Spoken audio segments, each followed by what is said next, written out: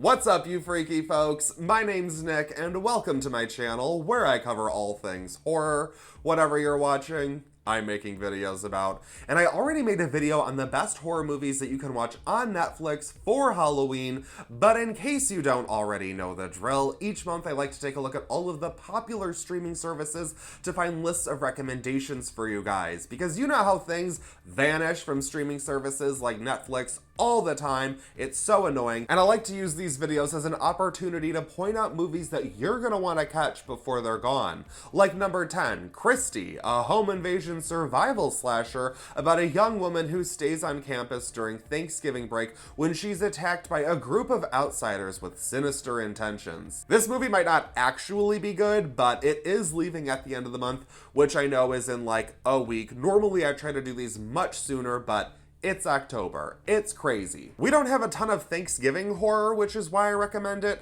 and it also stars Haley Bennett, who I just like. Plus, I like most horror films where you have a strong protagonist that turns the table on their villain. Number 9 is Scooby-Doo on Zombie Island, a Scooby-Doo movie, of course, where the mystery gang heads to an island near Louisiana in search of real ghosts. Once they arrive and do some digging, they find they may have bitten off more than they can chew, which is saying a lot for Scooby and Shaggy. This is the one that kind of felt actually scary as a kid, and it makes for a very silly watch as an adult, but you know what? It has a 7.8 on IMDb, so I know I'm not alone here in finding some fun with this one. If you, like me, like to revisit some nostalgic favorites around Halloween, I certainly won't judge you for watching it. Number 8 is We Summon the Darkness, a horror comedy set in the late 1980s, and it's about a group of young women who head to a metal concert where they meet a group of young men. They invite the dudes to come back to their place to party after the show, even though a spat of satanic panic-related murders have occurred in the area. I'd really suggest going into this one as blind as possible. Do not watch the trailer for this movie, but know that I would categorize this under bitchy horror, which means it's really more of a comedy. This is very hit or miss. It's love it or hate it. I know a lot of people hate it, and that's perfectly fine, but you know what?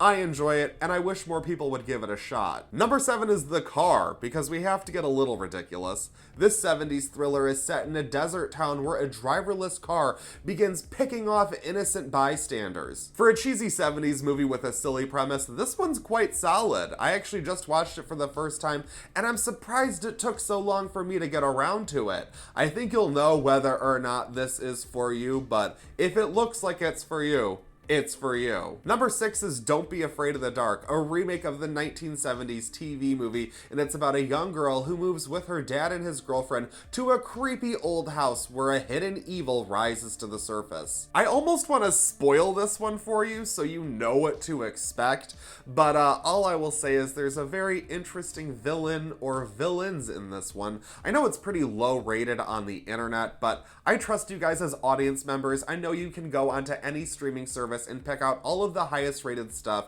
I know you're smart, but what I like to do with these videos is point out the gems that other people don't talk about. And Don't Be Afraid of the Dark might not be perfect, but I don't hate it. Number 5 is Red Dragon, a crime thriller in the Hannibal Lecter series that brings back Anthony Hopkins to the iconic role he won an Oscar for. Once again, the imprisoned cannibal killer helps an FBI agent track an active serial killer known as the Tooth Fairy. You know, you'd think with such an interesting character they would switch up the storyline every once in a while. This is technically a remake of Manhunter, or a re-adaptation of Thomas Harris's novel, and it might be my least favorite of the Hannibal movies, but it's still pretty damn good. It's a very compelling detective movie, and it has a fantastic cast. Number 4 is Sinister II, the sequel to the scariest movie ever made, and it follows a family who find themselves moving into the next house targeted by the evil Bagul. This is definitely a sequel as it loses the hard edge the first one has, but I still think there is plenty of fun to be had with this bad, scary movie. And if you really do want to watch the original Sinister, it's streaming for free on Peacock. Number 3 is Cape Fear, a remake from Martin Scorsese that stars Robert De Niro as a convicted criminal who is released from prison and carries out a violent rampage of revenge against the lawyer who failed to keep him out of the slammer, as well as his family. Major content warning, this one deals with sexual assault and also an older man preying on a teen girl, but it is a very well-made movie and it's genuinely intense. Number 2 is Basic Instinct. Don't judge me too harshly because I know this movie is very 90s, but I love it. Michael Douglas, the king of the erotic thriller, plays a detective investigating a murder that may be linked to a novelist played by Sharon Stone. The longer he works on the case, the further he is pulled into her seductive web. This might be outdated to some, but I love an erotic thriller, and this might be one of the best I've ever seen. Number 1 is The Addams Family, because duh. This movie adaptation of the classic 60s sitcom follows the spooky, kooky, ooky family that must deal with an outsider trying to impersonate his way into the mix, if he can survive the constantly macabre happenings. This is a movie that I didn't love as a kid, but now I do as an adult because it is so very Halloween-y and fun for the whole family. You've probably already watched The Addams Family this month, but how could I not recommend it? It's The Addams Family. Thank you guys so much for watching this video. I greatly appreciate it. Again, sorry the what to watch videos were pushed back so far because I've just been working on all of the fun Horror-tober content. I hope you are enjoying all of the videos that I am putting out. Thank you so much for your support, especially during the busiest time of the year. I greatly appreciate you guys, I really do. Feel free to follow me on Instagram if you're interested, subscribe to my channel, and hit that bell so you don't miss any of these uploads. I'm telling you, I'm sorry, I'm kind of spamming your stream.